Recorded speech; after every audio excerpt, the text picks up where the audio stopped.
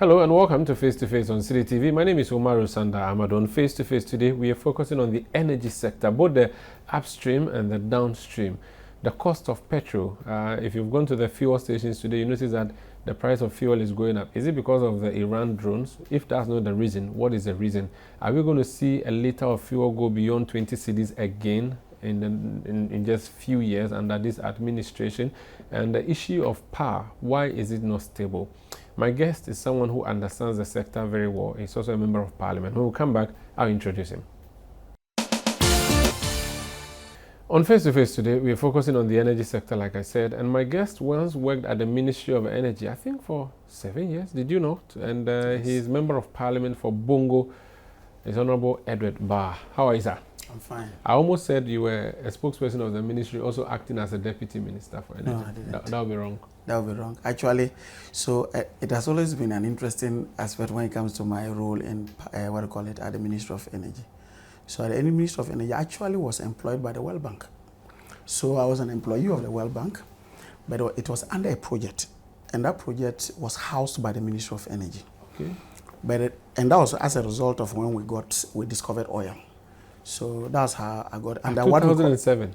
No, we discovered oil yesterday, but we started producing oil in 2010, 2011, thereabout. So the World Bank supported government of Ghana with a project known as the Oil and Gas Capacity Building Project. And in that particular project, I was hired by the World Bank. So actually, I was not a direct employee of government, but I was housed within the Ministry of Energy. Okay.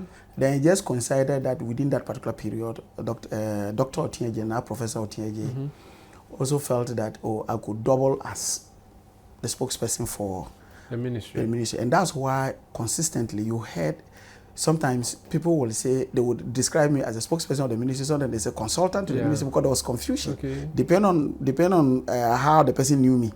But to put maybe a long story short, I was an employee of the Oil and Gas Capacity Building Project. That's a World Bank project. Interesting. Okay, so you're not a member of government then? Because it looked as if you were a member of the NDC government who was put there to speak for the... I was actually an employee of the World Bank. I see. Interesting. Anyway, do you miss the ministry? Yes and no. It's a yes by virtue of the fact that the ministry itself gave me an opportunity to learn certain things I didn't know. It gave me a sense of how public service operates. And so for those ones, I really miss them. In terms of the challenges that came with it, the stress that came with it, in fact, it got to a point that I was always scared driving a car that had Ministry of Energy embossed on it. You know, people got so desperate and other things. I remember one time, a doctor friend of mine called me in the night and then just told me I should just listen. He was seated with a group of friends, and then he put it in. He made me to just listen to what the comments. And in all that the people were saying was that, look, what pisses them off, and this is the words, sorry because this lifetime version, was the fact that after the lights have gone on, there's this gentleman called Edward Bawa who will come and speak and use all terms and other things that even that annoys them. So this will be 2014, 2015. That's 2014, 2015. I know your biases because you're a member of the NDC, but that DUMSOR issue, did DUMSOR completely end in 2015? If it did, why did Dr. Kwabena Donkor leave the ministry? So let me tell you, as to how Dr. Kwabena Donkor left the ministry, I was not the appointing authority, and therefore I didn't know exactly what the reasons were. And usually the president does not necessarily have to give you a reason why he's relieving you of your position. Unless you are the GRA boss and you are fired. And those things. But beyond that, and the president will come and explain these are the reasons. But most often than not, reasons are not given. Yeah. So I cannot attempt to be giving reasons for that. But essentially, by the close of 2015, the major issue that had to do with the power sector had been dealt with. And I use the word major because it has its own background. Omar, if you recall, in 2008, as part of the campaign for whoever was going to succeed President Kufuor, a major issue was part of the plate in terms of debates as the candidates as to how they were going to deal with them. It had to do with the power crisis we had in 2006, 2007. And you recall that one. So the Kwame Nkrumah University of Science and Technology, the Energy Institute at Kwame Nkrumah University of Science and Technology, organized a debate. And in that debate, all the political parties were invited to come and indicate as to how we're going to resolve the issue of power crisis. Because it was very clear that the crisis had not been solved, but just that certain factors just made it reduce. Because we now had a situation where Akoto Dam had gone up a bit, and people had gone up, they were doing that. But everybody knew that we needed to add capacity. Because this thing had happened after 1997, 95, 97, when TAPCO and TICO were brought. No other additions were added into the generation mix. And therefore it made sense that they were going to. So they knew that that was a problem. They also knew in the course of that, and there's a document to that effect, they also knew very clearly that if you looked at, what's the name, our fuel security, we depended solely on Nigeria. So anytime Nigeria decided not to be interested in giving us fuel, that was a problem. So fuel security was one. And the third had to do with the legacy debt and the poor financial health of what they call it, our utilities, the state-owned agencies, their books. It was terrible. So these were the three major things. So yes, based on this, when the NDC came, obviously this problem was still there, waiting to strike again.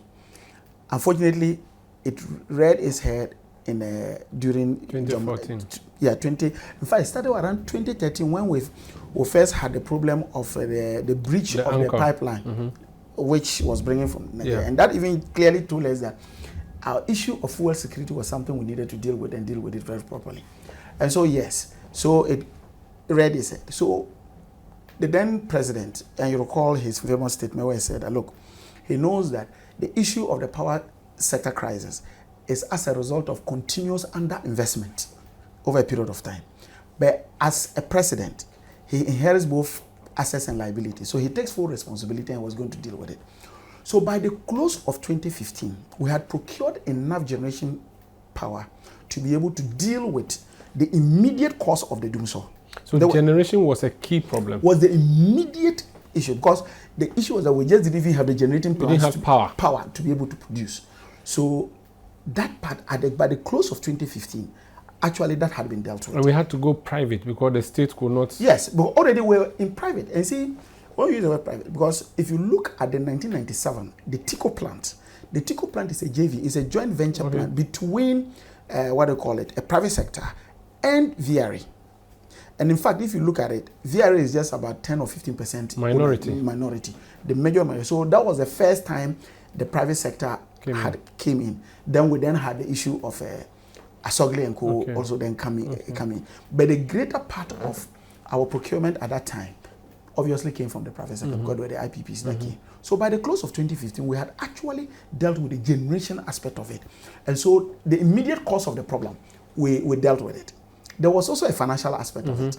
And so the financial aspect of it was what was dealt with, particularly just the end of 2015 and 2016. If you recall the introduction of the Energy Sector Levy Act. So you're dealing with the debts. The debts.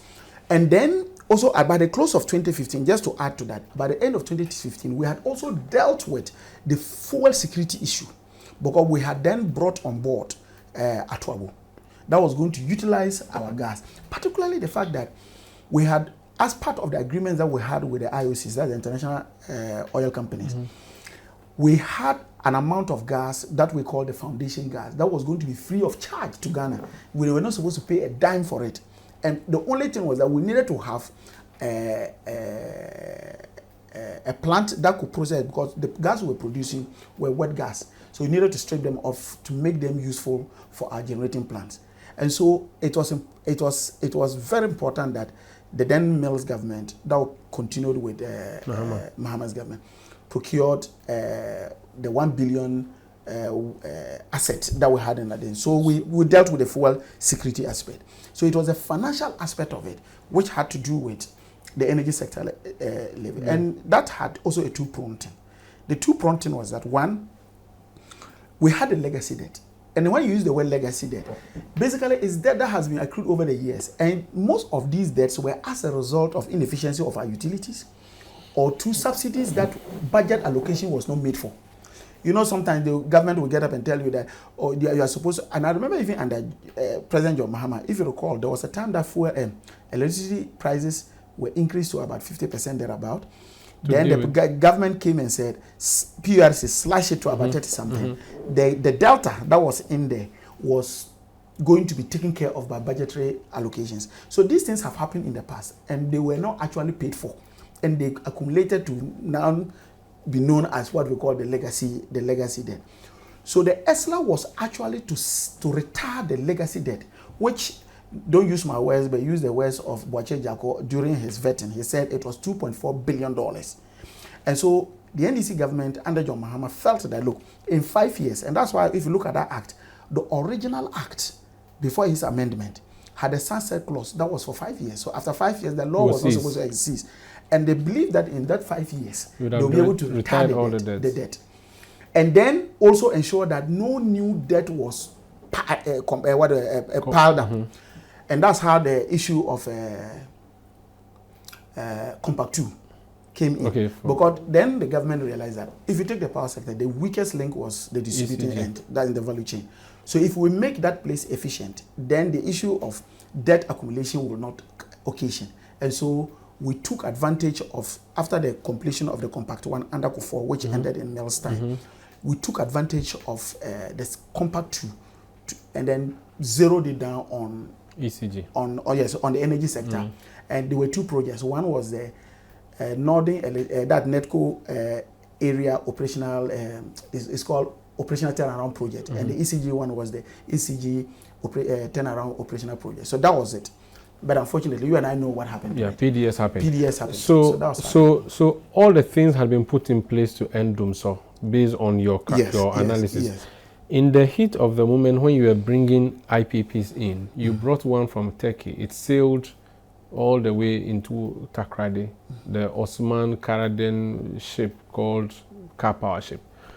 What is the story around it now that is going to be moved to Kumasi and that is going to be renamed? What's the story? No, so that is, it's not a Car Power that is going to be moved today. Okay, so it's a Mary. It's a Mary. Okay, it's one of the IPPs. IPPs. Okay. So again, there were some of the plants that were procured. So on Kappa, what happened was that this government sent the vessel you brought in back and brought a bigger vessel. Right. That's what. And happened. Actually, it was within the plan. So what the government did was this. So Car Power was supposed to come in two phases. The first phase was going to be 225 megawatts. And the second phase was to bring an additional 225 megawatts. So that was the general plan. 450. Yeah, 450. And so, and basically what it had, the plan was that it was an emergency plant. So there were two types of plants that we procured in Ghana. In fact, three. We had what we call the BOT, that Ameri fell under. That's you build, operate, you own, you operate, and then you transfer. So that was for the 5 years. That was the Ameri one. Then you had some of the plants, for example, ASCA, Car Power. They came under what we call the emergency plans. So those ones were supposed to be stopgap measures. Ready to go. Ready to go. And then they come just for a few years, said that as and when we are able to put up the plans, they go. So we had, if you look at their contracts were just somewhere around 5-10 years thereabout. Fast forward, the NDC government lost power. So in the second phase that was supposed to come toward the Car Power thing, government, and of course that was part of the original plan, that our gas was mostly in the Western Enclave, and there was a need to move it because that was where we had stranded gas. Remember that at that time we didn't have the rivers flow, we didn't have the pipe. So we had stranded gas in the Western Enclave. And so it only made sense that government would have moved them there. But what government then did was that after moving them there, extended the tenure of both ASCA and then, Car Power. So they increased that, and that was done by the ECG board to be able to increase that to let them stay. So that was how those ones happened. Talk to me about Ameri then. So Ameri basically, just as I told you, that it is a build, own, operate, and transfer. It was for 5 years. And for the 5 years, the generator was supposed to own it. He was supposed to, just as the name, it's a boot program. And so in our plan, it was supposed before that after the 5 years, it will be returned to government. And usually when plans are given to government, government hands those plans over to VRA. To manage. So that was the original plan. There were a lot of issues around America, and you and I know that we had. They talked about the fact that it was so expensive, it was that, it was this. But you see, there's something you need to know. When that noise started, what the then president did was that he decided to hire the services of PricewaterhouseCoopers to do a total audit of the whole project and see whether there was, that's a value for money audit, to see whether in these, plans, whether there was something advantageous. Because the issues they were talking about was that, for example, you should compare per kilowatt hour, the cost of per kilowatt hour, and then the amount. So, for example, if you had, say, 100 per, if the plant was, say, 500 million, and that it was going to produce, say, 200. So for every megawatt, how much was it going to cost? For every kilowatt, how much was it going to cost? So then you compare it. Cost benefit. So you do a per capita arrangement to see how it was going to cost. And people felt that it was expensive. What people did not realize was that America had to put all its capital recovery in 5 years. Usually all plants that come and that they make, for example, Asogli. The lifespan of the plant is between 15 and 20 years. And so usually your capital recovery is spread across 20 years. So the shorter, the more expensive. Expensive. But the end result is the same thing. So what unfortunately some of my friends within the civil society did not do was that any calculation you were doing, you needed to levelize it. If I was going to compare the worth of Ameri to say that of, say, SunPower, I needed, if I was going to compare, I first will have to levelize, Ameri's tenure. Not 5 years, but do it for the same years that, what's the name? Sen is doing. Then I can compare the figures. Because all that, the arrangement was that, all that we're doing was that Ghanaians will pay it upfront quickly, but now the plan becomes ours. Or you pay it over a long period, and after 20 years, normally, usually what they do is that the depreciation, they now make it, render it as scrap, as it were. I get the point. And so when they did all those things, they realized that Ameri was far better than most of the plans that we did. The worst case scenario you could see in all the various parameters they did was the fact that you see Ameri being around the third best or something like that. When they compared it to West African IPPs that had been made, it still performed so well in terms of. So that's how the Ameri story came. Fast forward, government then decided that when we came into, when MPP came into government, they decided that, look, because it was part of their campaign promise that they were going to investigate the Ameri issue and they were going to see how that was going to. There was even a move to on Parliament. And if you go back, you will realize that I wrote an article on that on the Ameri issue as to when Honorable K.T. Hamon was brought the motion of rescission that we should rescind the decision that we had taken earlier on. And so when they did all those things, in their own investigations, they realized that, look, this deal was not as bad as they thought it was. But of course, they had promised Ghanaians, if you recall, they had promised Ghanaians that they were going to get it done and done properly. And that's how they brought the renegotiated Ameri deal to Parliament. Under the Metelenos group, the Maker group, they brought them. And we realized that, one, not only were they extending the tenure of Ameri from 5 years when we would take it, and they extended it to 6 years. Apart from that, if you were to look at the total calculation, government was going to even pay more than the original amount that we were paying. That's how Boche Jako lost his job. And that's one of the saddest times in my life as a Ghanaian. Because recall that the renegotiated agreement was brought to Parliament under an executive approval. It was an executive approval. And this executive approval was signed by the secretary to the president, Asante Bidietu. So it meant that Boche Jako could not on his own bring it without clearance from the top. So when we then detected that there was fraud in it, I felt that the least we could have expected was that if the Boache Jago was going, then Sasanti Bidie too should go because he signed the letter. So now, this government's plan, and we are going to take a break, but just quickly, so the plant will be sent to Kumasi. So it has to be given a new name because it's going to be reopened because it's a new contract, or... So you see, you know the English term, a neologist. A neologist is somebody who has a tendency of stamping new names on something that he has not bought. That's how the person is. That's the typical character of President Akufo-Addo.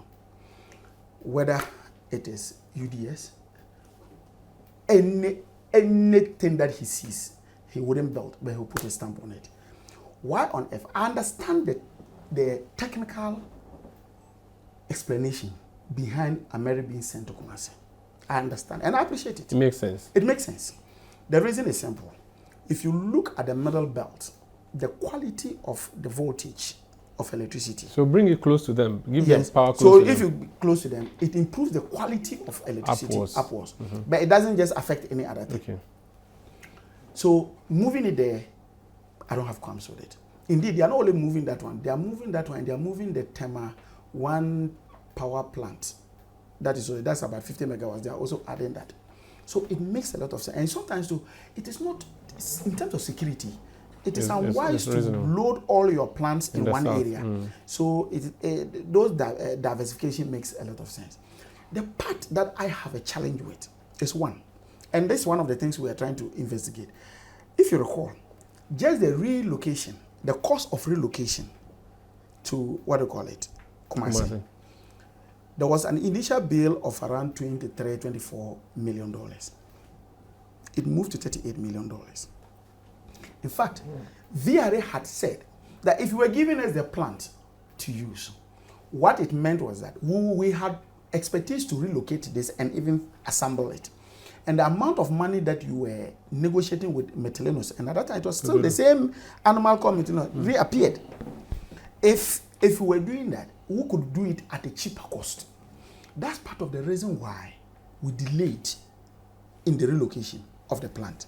Meanwhile, you had contracted a private company known as Gensa. I don't know if you've heard of Gensa, to build a pipeline from Atuebo to Kumasi. To supply power. Supply gas. So all this period, they finished somewhere last year. When they finished and they declared availability, what it simply meant was that anytime you were not using gas from that pipeline, you paid for it. There's a capacity charge because that's capital recovery. You need to be able to do those things.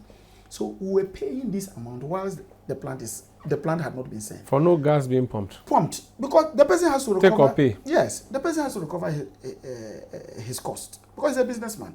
So unfortunately, fortunately, now they have sent the plants there. And we are told that they are doing the technical commissioning. The part that we are now also surprised about is that suddenly you now move the plant from being called Ameri to Kumasi 1 thermal power plant. You may say it is trivial. And I agree. You may say, oh, nomenclature, of what significance is nomenclature to us? You can say that. There's a political connotation to it.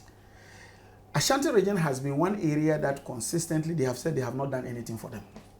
They are projecting this animal called Ameri, which they themselves condemned, as a project they are bringing, and the project is called Kumasi 1 thermal power plant. So it will look new. It will look new in the eyes of the people. That is fraud. And that's the part that we try to expose. Let's take a break. This is Face to Face on City TV. My name is Umar Sandamadu. My guest is Honorable Edward Bawa. He's MP for Bongo. He was once at the Ministry of Energy. We're talking about the power sector, the generation mix. We've started with the production capacity. If we've done all of this, why is it that you don't have power at home? I have been experiencing DUMSOR the past 24 hours, and I'm sure you have also been experiencing that. And now that the rains are here, it's likely that your power is going to be going off more. Meanwhile, PURC, the regulator of the sector, has decided to axe, and I'm using axe to refer to the implement that is used to cut trees, the heads of the board members of the Electricity Company of Ghana. They're supposed to make some payments for not telling you and I when they are going to put off power. We'll talk about that when we come back. Please stay. You're welcome back. This Face to Face on City TV. My guest is Honorable Edward Bawa, MP for Bongo. Let's talk about the generation mix. So there are people who generate power for us. In the past, they used to give it to ECG direct, ECG will sell to us. We've created something in the middle called GRIDCO. Now there's a blame game between ECG and GRIDCO. Explain to me why we need GRIDCO in the middle and why there's this blame game between ECG and GRIDCO. Why can't ECG buy directly from VRA? Okay, thank you very much. So GRIDCO was a creation of what we call the power sector reforms that was sponsored by the World Bank. In those reforms, we realized that, look, we needed to have an independent body that will hail power from all generators if you were going to open up the market to private sector. Just look at a scenario where, because GRIDCO was carved out of VRA.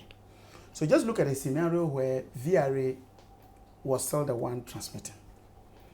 And VRA is still in competition with, because remember they are in competition with the IPPs.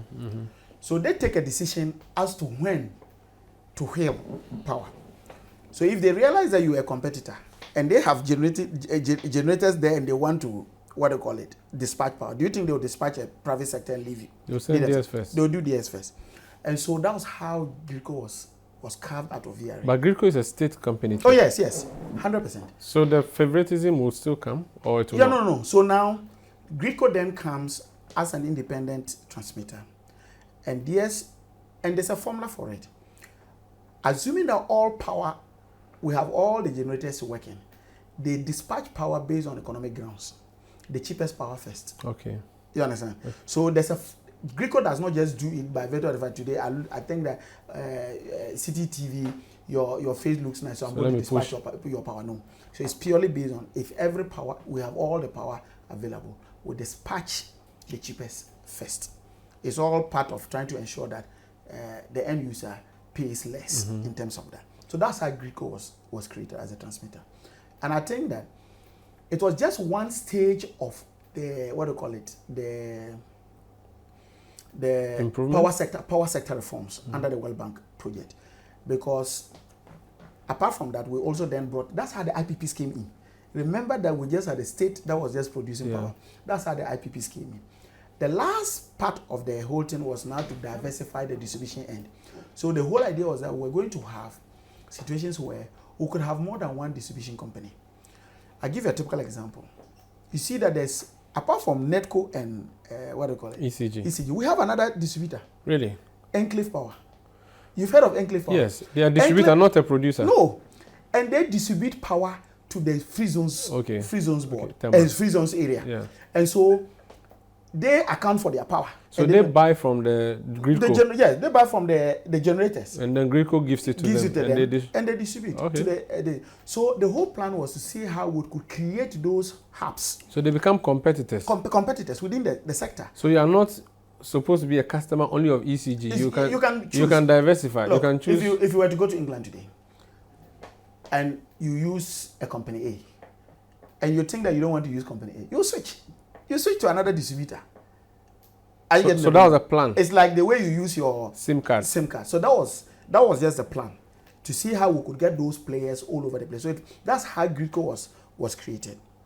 So if you ask me a direct question as to why we created, so GRIDCO is necessary. It's necessary. Okay. It's necessary. Now here's a case we've been experiencing power outages. ECG would issue a statement and refer to the power outage as GRIDCO outages. ECG is saying that GRIDCO is the cause of our outages and that what they have not been given, they cannot give out. GRIDCO says no, and GRIDCO reported them to the minister saying, we told them when we are going to put off power, they're supposed to take action A, B, C, D, they did not. So please rein them in. What's happening there? The rivalry. So it is unnecessary rivalry, and it's just a question of sometimes people do not, they seem not to understand how the system works. And I am full, just even before, let me just state my biases that I am fully in support of what GRIDCO is doing. Okay. Why? Because, you see, usually when you have, on daily basis, GRIDCO will first, over a period of time, know this is our demand. Because they are the system controllers. So this is the demand we have. What is the power that is available for us. I also know that. So they compare the supply and the demand.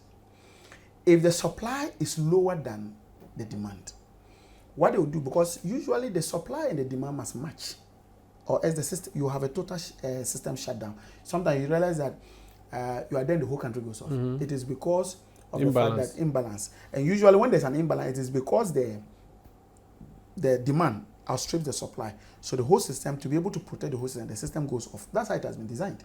So usually when you see those things, there's a trip of a plant that has made the supply to go down, and therefore the whole system goes down.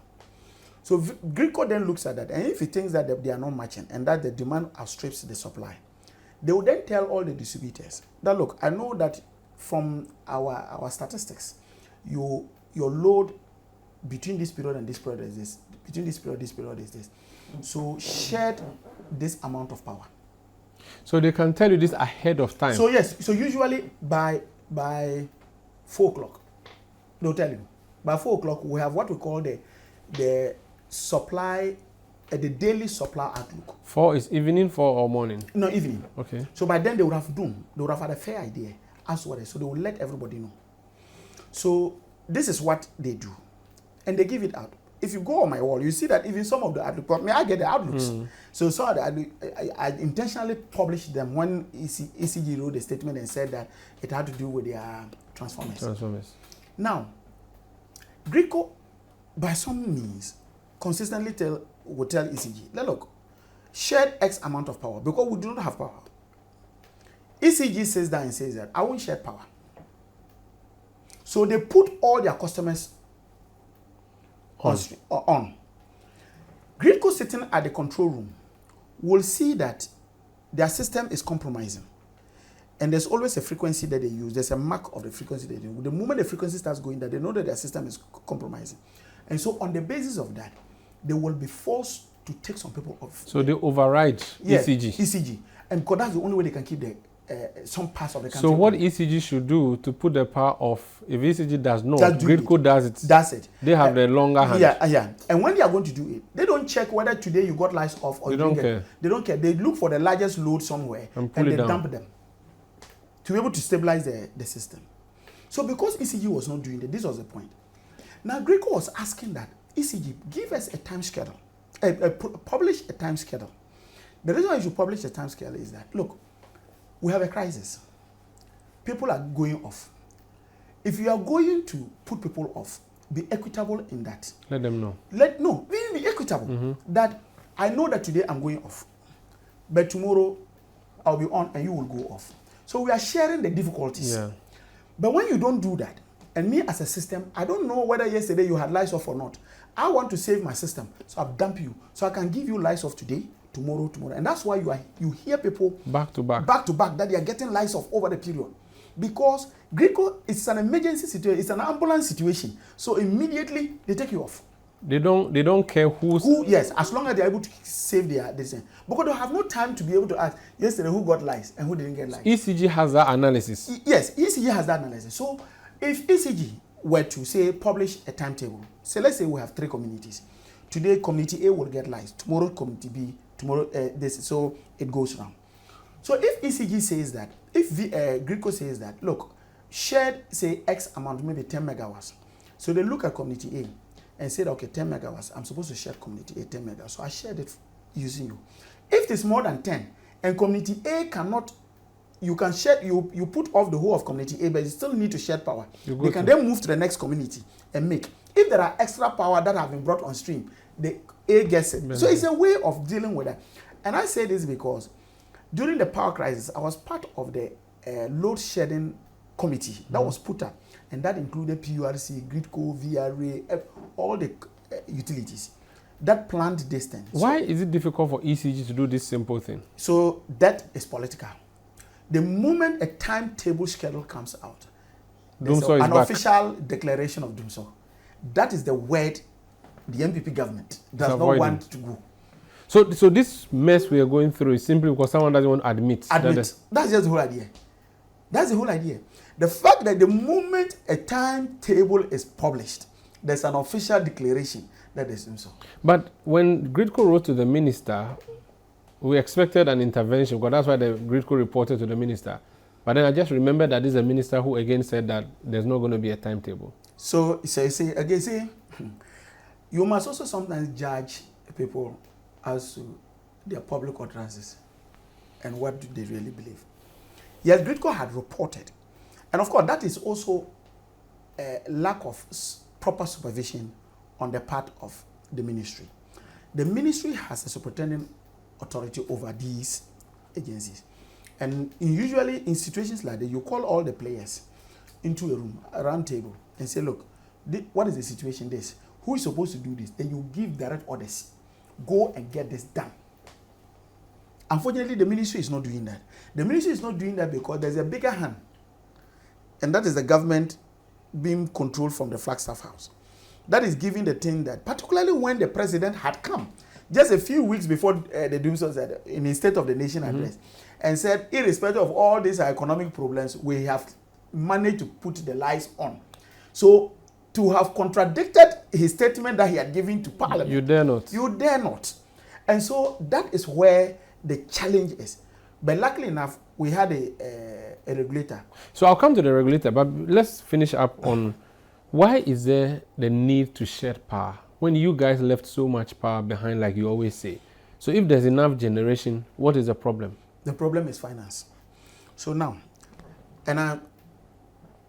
for plants that are available, the plants that they are available, and if all conditions are present, they will be able to generate. Now you have a situation where the distributor, who is unfortunately the lowest link in the value chain, the last one, unfortunately is not be able to pay back for power that they consume. And so over a period of time, the utilities are not getting the money to meet their operational cost, primarily on two issues. One has to do with fuel, and two has to do with spare parts and maintenance. Now, let me start with the spare parts and maintenance, and then come to fuel is more of a general thing. The spare parts and the maintenance is not just the fact that if you have a plant, every plant has what we call scheduled maintenance. So they know that in August, I'm going to have maintenance. And then in the following year, another August, I'm going to have maintenance. Now, all these plants have insurance cover. In your insurance policy, you must also, as part of your obligations, you the one who has bought that insurance, procured that insurance, you have an obligation. Your obligation is that any time you are supposed to go on scheduled maintenance, do it. If you don't do it, and anything happens, the policy doesn't cover you. So the plant owner would always think of that first. That's first, because if he doesn't do that, then his insurance policy is in danger. And so because of that, because they don't also have the money to do, because ECG is not paying them, they are unable to contract engineers to come and do the maintenance, servicing. And so some of them, they compare and they say, look, I won't risk it. So then put it off. So that is one aspect. But if they put it off, do we pay them? Because so it means that they don't declare availability. Okay. See, the issue of capacity, excess capacity or capacity charge payment is only when the generator declares availability. Okay. If it doesn't declare availability, you don't pay. Okay. But the person is just trying to play safe. So that's one aspect. So they cross their arms and wait. Till I have money to be able to. And we suffer. Two, fuel issues. If I don't, you know that the arrangement has been that ordinarily they will have to get their own money to buy their fuel to run their generating plants. And in the cost of energy that you buy, which is found within the PURC tariff structure, the cost of energy includes fuel. And so the assumption is that if I sell power to you and you sell the power to the consumers and you pick up your money, pay me and I'll be able to take part of it to pay for the fuel. So the cost of fuel is factored into the tariff that you and I pay. Why is ECG not getting money to pay them, the producers? Is it that government subsidies or ECG? Because ECG has been collecting plenty of money lately. Let me just tell you something. Since we let's even assume that they were doing something, which is not anyway. But since we decided to take up the IMF program, you remember that in the analysis of the IMF, they had indicated that the energy sector was a single most dangerous segment that can crash this economy. And as part of the interim measures that they were supposed to do, was that they were supposed to have what we call a cost-reflective tariff, and that the quarterly adjustment of tariff was supposed to be done. So usually we have major tariff reviews every 4 years, but within the 4 years, every 3 months, there's always an adjustment of the price based on the price of fuel, exchange rate losses, and other things. They factor all those things. So every 3 months, they calculate that as part of it. Unfortunately, if you look at ECG buys this power. So let's say if you look at the ECG losses now, it's about 32%. And out of the 32% that they have in terms of their losses, what it simply means that if ECG were to buy power, say 100 Ghana cedis, I'm just using a very elementary way of doing, even though it goes beyond that. Let's say if they were supposed to say 100 Ghana cedis worth of power, ab initio, they cannot account for 32 Ghana cedis. So there's a main loss. There's a main loss there. So that's what has occasioned why ECG is unable to do that. That's so the first part. Even if they collect 100%, it's still 70% of what they really expecting. But even in that, Omar, you need to put this within this perspective. And it is part of the orders you see even in the PURC letter that they wrote. First, PURC itself has admitted that, look, I know that ECG is having losses. If we want to let ECG bear all the losses, it will be a problem. So I'm going to give you a benchmark. Because you, as part of your tariff, you give a proposal as to the investments you are going to do. So they approve those investments. The money you need for investment is factored into the tariff. So they say, okay, if you are going to do this investment, it means that it will bring about this efficiency. So we are saying that your efficiency, and if you look at the PURC calculation now, they say 23% losses will be borne by the consumer. Out of the 30. So out of the 30, 23%, 23 of the 30%, I get the point, yes, will be borne by the consumer. So any other loss will now become your liability. So some reprieve. Some reprieve for you. So that's what they make. Unfortunately, ECG still is unable to meet the benchmarking. And if you look from just, let me just use from 2020. I'm not even using 2020, just 2020. They've moved from 26% to about 32-33% in terms of losses. So if you have just about 4 years, you have increased your losses, and for every percentage per ECG's own figures that they've given to Parliament, it's about 54.17%. Million that they make. So for every 1%. Per percent. Yes, per percent. So 54 million times 32%. 32, that's what we are looking at. Yeah, we're looking that's at the figure. The figure that they look. So they are unable to really account for this. And because they cannot account for it, they are unable to pay the players on the value chain. And that's how they... Interesting. Now, we have PURC in there. PURC has given some orders, which orders were not obeyed, and so PURC has come in and is striking very, very hard. What is your comment on, first of all, the PURC saying to us that ECG has told a lie when it said that the power outages we're witnessing was as a result of transformer issues? Did ECG think they could hide that fact? Because PURC has some eagle eye. PURC just confirmed what all of us knew. Because it was a bit weird that the only time that you are dealing with your transformers was between 7 and 11 in the evening, which was the period of peak, the time that Ghanaians need power most. So to have said that was the time that you are doing your transformers didn't make sense. But of course, they still issued a statement. 2, I think that the part for me that is more worrying, it's not even the time, the shedding of the load and the timetable that they have talked about. What is more worrying is this. PURC, if you look at their document, PURC says that as per based on the tariff proposals you brought to us and were approved, 98%, you are supposed to achieve 98% collection. So based on the power you have sold, we know that you should have gotten around between August and now, you should have gotten around roughly around 8.9 billion Ghana cedis. However, let's even leave the 8.9 billion. Let's come to based on the temporal measures of the cash waterfall mechanism, you are supposed to have raised 7 billion to pay the players within the, so between that period and now, about 7 billion should have been in the cash waterfall mechanism account. That should have been dispersed to all the players within the, what do you call it? The stream. The stream. Guess what? And even this disbursement also includes ECG itself, who is the party to the mechanism. The report now says that it's roughly around 4.9 billion. I'm just running my figures. That was actually put into the... So there's a shortfall. There's a huge shortfall. Where did that money go to? Where did that money go to?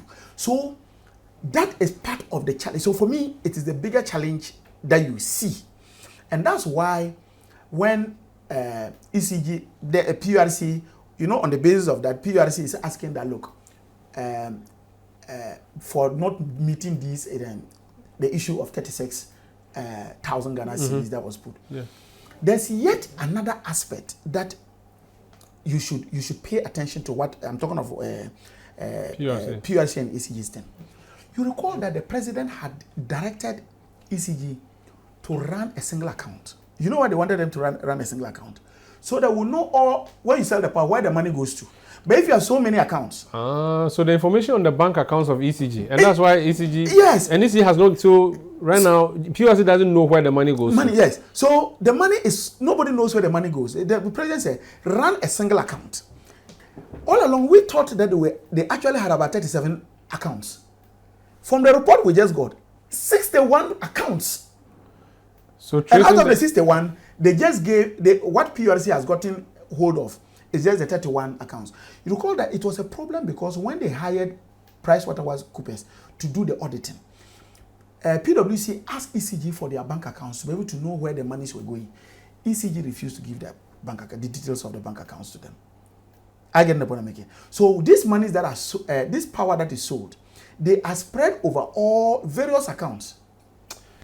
Let me take a break. This is Face to Face on CityTV. Kelly GRIDCO, until a few days ago, if not a few weeks ago, was the chairman of the ECG board.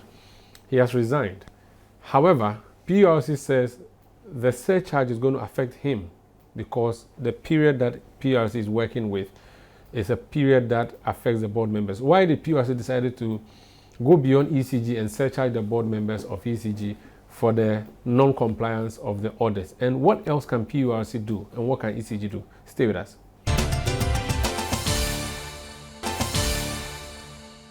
You're welcome back. This is Face to Face on CityTV. Honorable Edward Bawa, ECG gave PRC gave a first directive, issue timetable. ECG said they won't do it. The minister came to support them.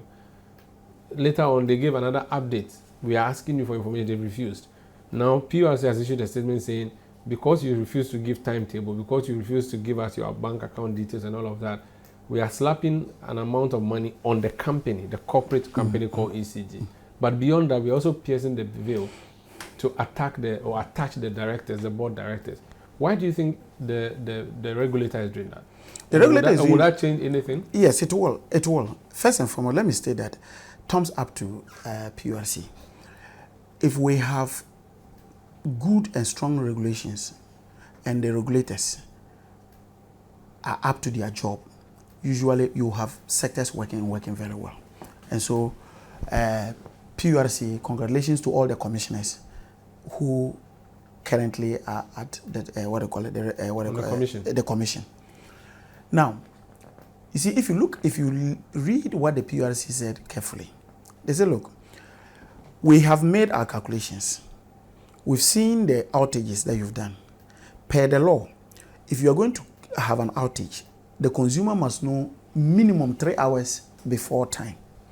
We've done all our calculations, and in all of them, there were certain times of outages that were abrupt and were not announced. And for each of them, there's a penalty, a number of penalty. There's about 3,000. There are 3,000 penalty units that was put on it. If we do the calculations, roughly around 5.8 million Ghana cedis. Now, part of the challenges we're having is because your company itself is not financially very viable.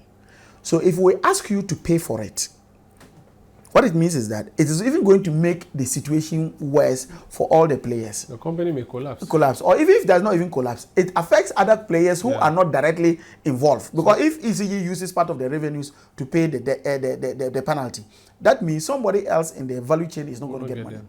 However, there were people who were responsible for giving policy directives to what they call it, ECG, and particularly issues of, for example, outages and other things. These are major policies. You have a company that says that, look, our policy is that any time you are going to deal with our consumers, even beyond just even what has been prescribed by the law, you must ensure that this and that are done.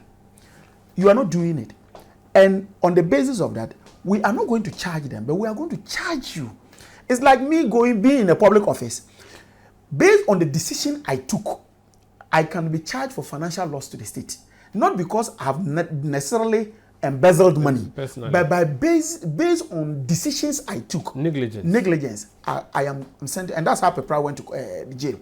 So on the strength of that, PRC says each of you will have to pay that 5.8 million. But why not the management of ECG? Why go to the board? The board is the superintendent body. Yeah, but boards meet maybe once every 3 months. Or yes, but you see, there's a reason why the chief executive or the MD of ECG is a member of the board. They have to consistently report to the board on financial matters, on operational matters, and what have you. And particularly when you had a situation where between January and now, there was a problem.